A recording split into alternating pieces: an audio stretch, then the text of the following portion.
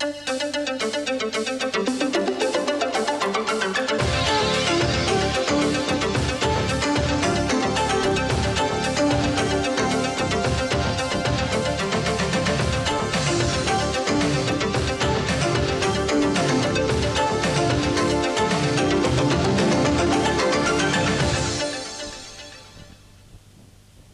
and gentlemen, please welcome your host for tonight, George Denikian.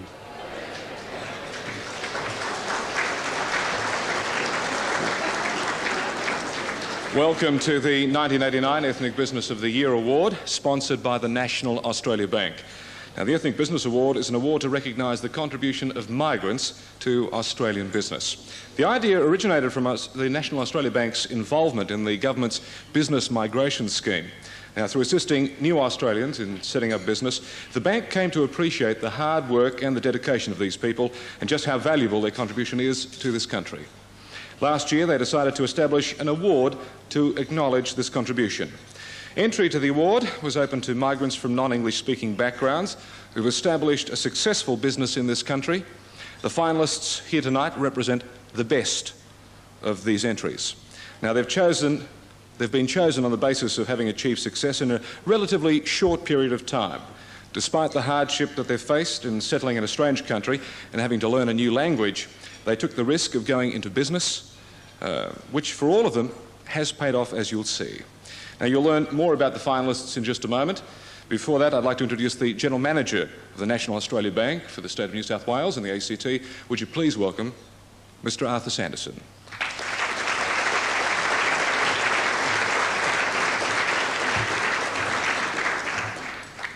Thank you, George. This is the second year this award has been run, following on from last year's Ethnic Small Business Award in New South Wales.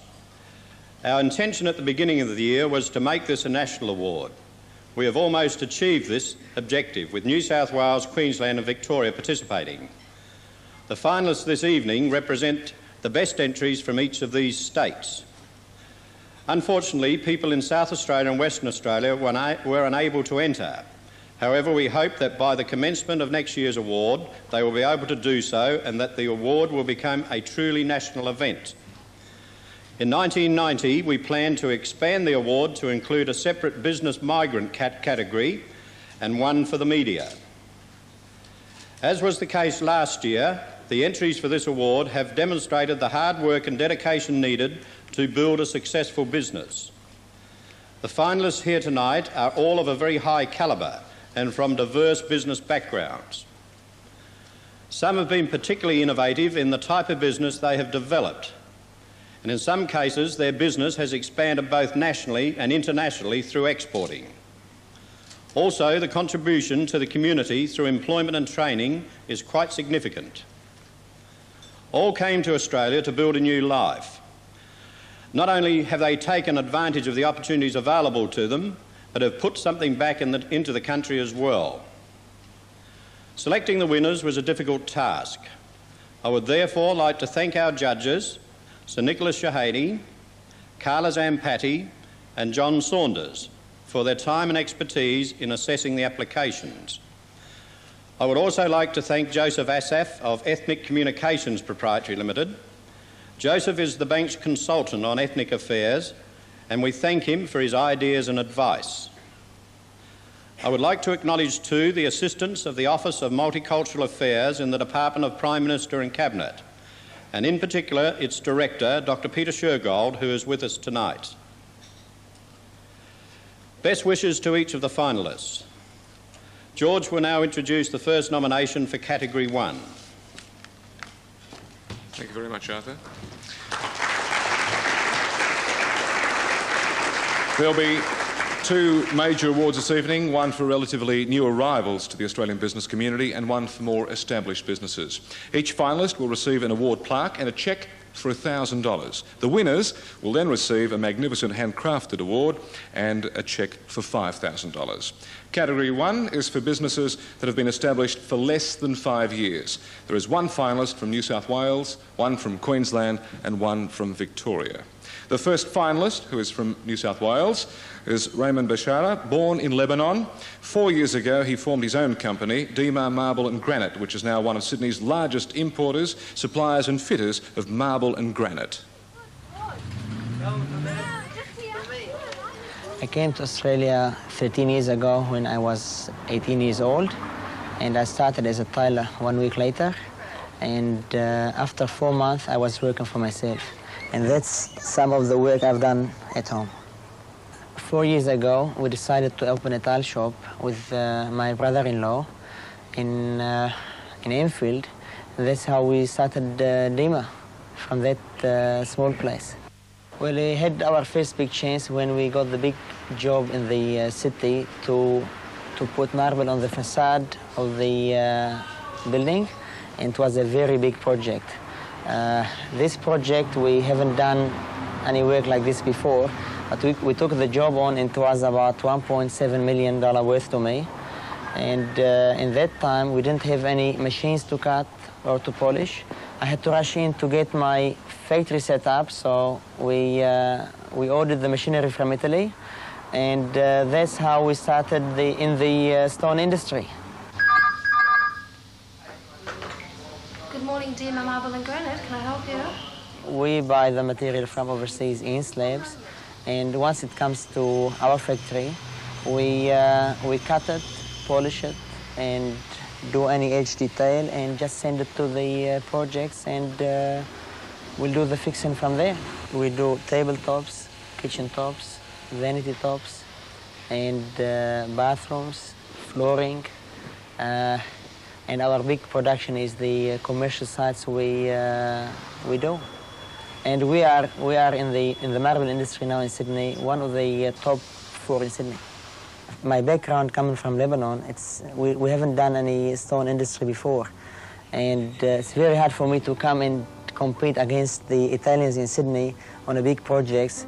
It makes it very hard for me because we're not Italians, and everybody here in this industry knows that the Italians are really the best in this business. And the way we went into business in the marble and granite, it's coming up really good because of the quality we believe in and the service we give to the builders.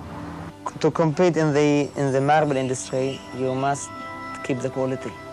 Quality control and the speed. That's very important.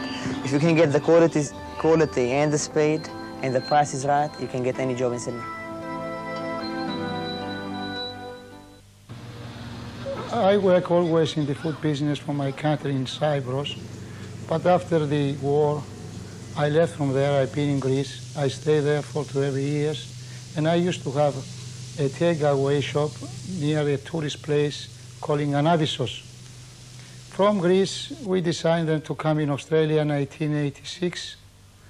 I worked there with my brother-in-law for 9 months, and then I decided to open my own business. Because we started the shop, as you know, 2 years now. We started with $30 a day, but never put it down and say, oh, I can't go anymore. I continue and I search in the area. I ask the customers, I show the customers what they want, and I start to do it. The customers, when they come in the shop, first of all, they ask you, isn't fresh your chips? Isn't your scallops homemade? Homemade rissoles, homemade hamburgers? One customer likes the frozen ones. Always they want fresh ones. That's why we turn it to the fresh ones, and we are happy with that. But all this I learned them in my brother-in-law. But after that I thought, let's start with the Greek food and make the people more happy maybe. So I start to cook the Greek food, and when the people, they come there, the customers, they ask me what's that and what's that, so I give them free, not charge them, just to see if it is good and if they like them. So they was coming back after and they say, what did you give us the last time? Oh, it's a moussaka. Oh, can you cook some for us? And this is the short story of starting the Greek food. I'm very happy because my business is going up and enough money to live. I came here in Australia, not too much money in my pocket, only by wages with my brother-in-law, and just little bit money I have. I start, but I'm happy now. Και τα φαγιά είναι φρέσκα.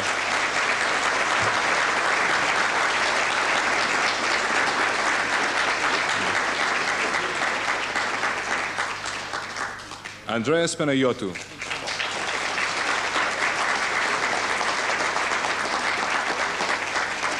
The last finalist in Category 1 is from Malaysia, now residing in Victoria. Balbir Joel is a tourism and hotel developer who in just a few years has built a substantial portfolio of business interests. I arrived here in the 60s to do town planning at the University of Melbourne. Finished town planning in 68, went back to Malaysia, worked in Malaysia. I wanted to get back into the technical, into the field that I'd been trained. So we applied for migration, and the ministry told me that I was eligible for migration under the business scheme. So they approved. In 1983, June, we arrived here in Melbourne.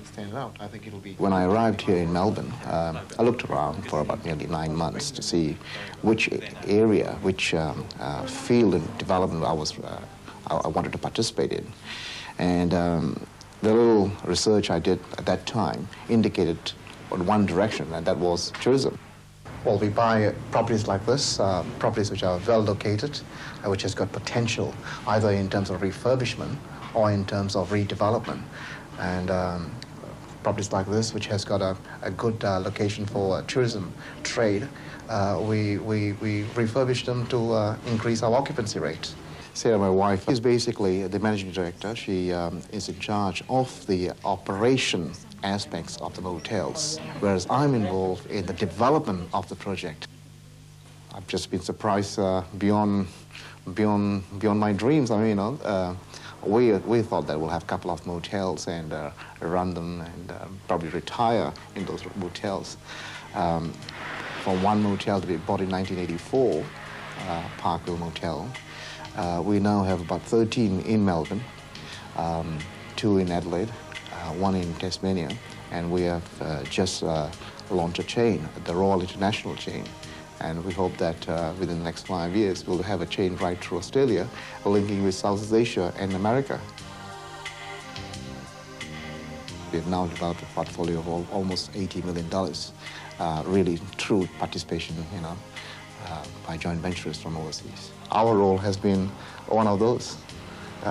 People from the local scene developing the industry, and hopefully we'll be able to market this industry to the other parts of the world. My attitude is simply this, that if others can achieve it, why can't you? Ladies and gentlemen, Mr. Balbir Joel.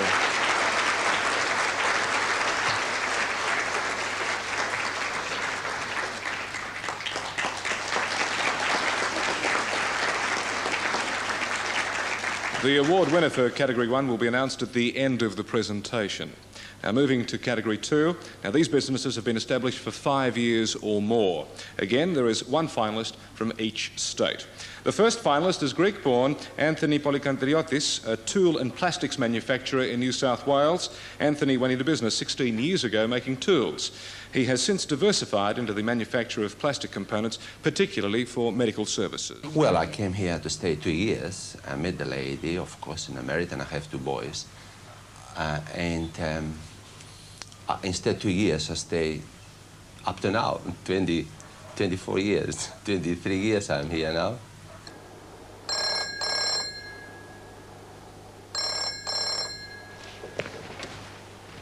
This is one of our products. We design, we make the molds, and we manufacture. Our job is mechanical engineers specialized on plastic products. Those are some of our products. We make the molds for all those products, and some of them we produce into, like this mask for asthmatics, and this cap to protect the neck of this bottle.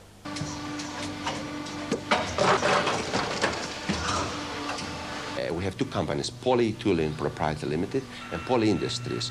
Poly Tooling develop and design the product, and manufacture the plastic molds. When the plastic molds has been completed, we take it to Poly Industries and we produce the products. In 1973, when I started my business, I could not afford to rent a premises, a factory. So I asked the neighbor if I can put a couple of machines in the garage, and from that I worked 1 year there. And after I bought 74 and 76, I bought my first little factory. It was very hard in the beginning, but for me, I think I approach everything with optimistic way. So everything for me is easy, because before I make a decision or I take a line to do something, 80% or 90% I have put in my mind that it will be successful. And this is my secret. It is very important to plan. Without plan, without organized things, nothing works. No government, no business, no family, nothing. You have to plan. I really don't let my life happen. I plan my life. I plan my business, I plan myself. Unfortunately, Anthony cannot be with us this evening as he's had to return to Greece due to an illness in his family. His mother's not very well. His business associate, Mr. Lance Green, will accept the award on his behalf.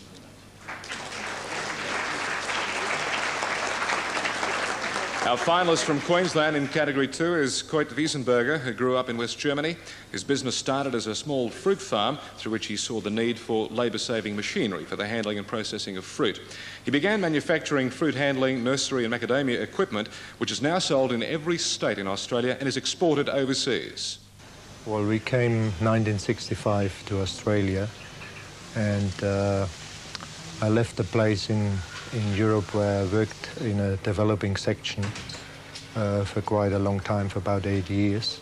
I had a small lathe and a welder with me, so I put an ad in the newspaper and asked farmers I told farmers that I do some small repair work. So people came in and it started with just small repair works. And later on then we had farmers asking us if we could develop some machineries for different kind of fruits. So we started on avocados, built a small avocado polisher where we actually, was the beginning of business of manufacturing machineries. They have a certain problem and they ask us if we could do something about it. So we think about it, and out of the needs, we develop a machine which would be suitable for that special purpose. Michael made his apprenticeship here with a company, and so he grew very close to the business, and his interest is very much involved in the business. Also, my daughter Christine, she is running the office. And because she grew into the office work when the business was still small, so she's really a very good person to run the show down there. We take a very big importance on quality in our machinery for the very reason because we think we should give the farmer first the service, we should give him the quality, and we believe that because of this the money comes in. Because of that. We're thinking of expanding the company as money allows us to do. And the future, we see that we have to go into computerized and electronic equipment, which we're working already on it. We do some developing right now in these areas. And so we still believe in the growth, but slow. Would you please welcome Koit Wiesenberger.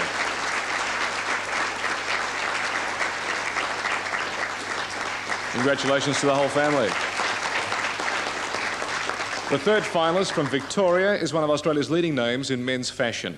Naji Imam arrived in Australia from Lebanon at the age of 18. With his brother, he then established his own business, designing and manufacturing men's clothes under the Naji label. He now has numerous retail outlets both in Australia and overseas. A friend of mine asked me, would you like to go to Australia? And I said, Australia, what for? And then he said, well, why not? So we came over, I asked Mum, said, yes, you can go. And I just came over, just like that. I started working initially in a post office, sorting mail. Then I worked in a knitting factory, making ladies' knitwear with my brother, Rafat. I left and I opened my own factory. And then I started the men's fashion stores. First store was opened in '75, June 13. 2 months later, I took a shop in Swanston Street. That was in August. And by November, we had a third shop in Swanston Street again. And now we've 40 shops, so that's basically what happens, one after the other. And then in the early 80s, we started exporting. And we exported to Paris. We sold Galeries Lafayette in France. We sold Japan, we sold the United States, Hong Kong. We've got shops in Hong Kong now. The most important factor in a business is to do what you enjoy. Because if you enjoy it, then you'll do it well. We started advertising in ladies' magazines with Mode, with Vogue, and several other magazines. Later on, men magazines started, and then we supported that very strongly. But with a special promotions that we put together, we felt that that gave men a little bit of confidence. We gave men the courage to be groomed. We gave them the courage to be a little bit more self-expressing. We came out and developed an identity for Australian fashion, Australian male fashion, that didn't exist before.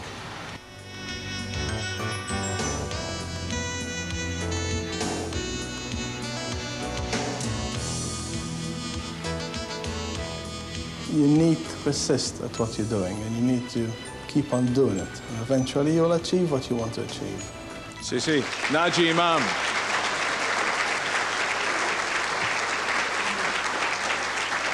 If you're wondering, this is not Naji, but maybe next time. Now, before announcing the winners of each category, we'd like to present an encouragement award on behalf of the National Australia Bank and the Office of Multicultural Affairs. The award goes to Mr. Sungjin Park, who started his plastics business only a year ago. He now manufactures soles for shoes and sandals for major retailers such as Woolworths and Kmart. 2 years ago, from Korea, Sungjin Park has had 23 years' experience in the field of plastics and shoemaking in Korea. He came to Australia as a business immigrant just 2.5 years ago. He hasn't quite mastered the English language yet, but he's certainly put his best foot forward in the shoe industry. Because of the language barrier and the different environment, it took Sungjin Park 9 months to set up a factory, do the marketing research and start production. In the first year, he's sold $200,000 worth of goods and says he hopes to double his sales each successive year. His company, Wuyang International Plastics Proprietary Limited, has 2 main products, a line of plastic sandals sold at supermarkets and some shoe stores, and a synthetic outer sole which they supply to shoemakers. And they're soon to branch out into sports shoes. Sungjin Park says he wants to keep creating new products that are up to date and suited to the tastes of Australians. He has 5 employees with 3 injection moulding machines which produce about 300 pairs of sandals and 800 soles each day. Sungjin Park says he puts the emphasis on quality and trust. And the quality is being recognised. Already some companies have stopped trading with their old partners to open business with Wuyang International Plastics. Sungjin Park plans to expand and buy his own factory in 1 year's time. His dream is to start exporting his goods and to be a very successful entrepreneur in Australia. I'm sure you'll agree that Sungjin has achieved remarkable success in a short period of time and that his business has enormous potential. Would you please congratulate Mr. Sungjin Park? I'd now like to call on Arthur Sanderson to announce the winner of each category. Arthur? Thank you, George. The Ethnic Business of the Year award in Category 1 is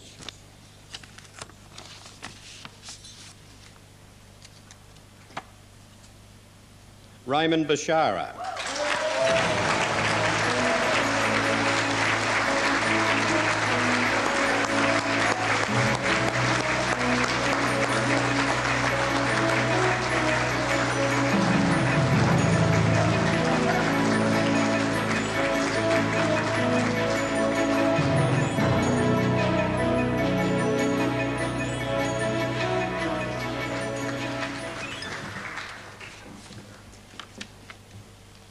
Ladies and gentlemen, good evening. I would like to thank the National Australia Bank for this kind award. It is an honor receiving an award such as this, and furthermore, for the ethnic community, you Australians have made us feel at home. Thank you.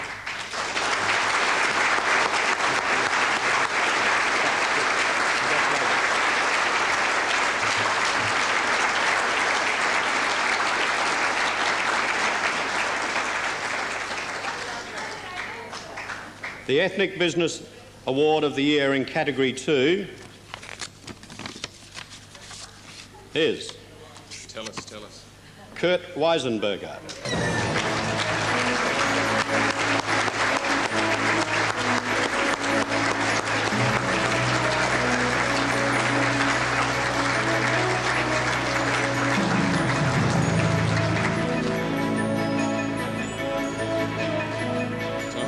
Microphones, I think. Coit, all yours. What a surprise. I'd like to thank the National Bank of Australia for this award to make it possible for me to be here tonight. And I also like to thank my wife who was supporting me during all these years, and my two children, my daughter Christine and my son who is still at home running the business. I'd like to tell them all. Thank you very much. Look down the camera and tell him. Thank you, Michael. There it is.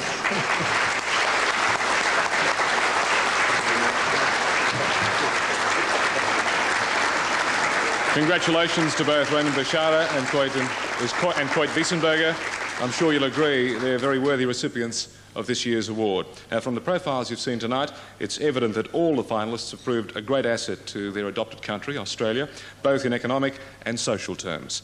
The National Australia Bank will continue to support people just like them by rewarding their endeavours through this award, the Ethnic Business Award. Thank you and good night.